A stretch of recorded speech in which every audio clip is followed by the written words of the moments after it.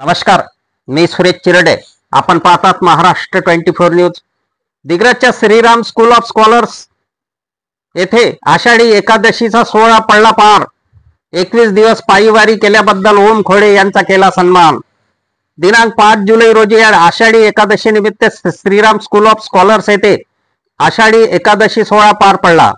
यावेळी चिमुकल्या विद्यार्थ्यांनी वारकरी संतांची वेशभूषा परिधान करून शालेय परिसरामध्ये पायी दिंडी काढली.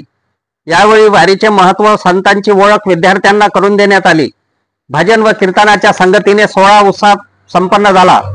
संस्थेचे कोषाध्यक्ष तथा व्यसनमुक्ती सम्राट हरिभक्तपरायण मधुकर महाराज खोडे यांचे सुपुत्र ओम मधुकरराव खोडे यांनी 21 दिवसाची पायी वारी पूर्ण केल्याबद्दल त्यांचा संस्थेचे अध्यक्ष दिनेश लड्डा, उपाध्यक्ष अजय मोदानी, सचिव प्राध्यापक डॉक्टर प्रशांत मोदानी यांनी त्यांचा सन्मान केला.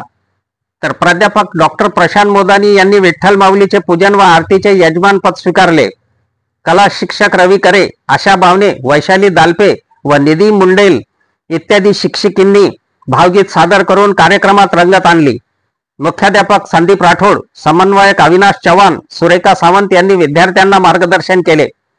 या कार्यक्रमाकरिता संगीत शिक्षक वैभव आलोने, करुणा इंगोले, सोनल काळकर यांचे मोलाचे योगदान लाभले.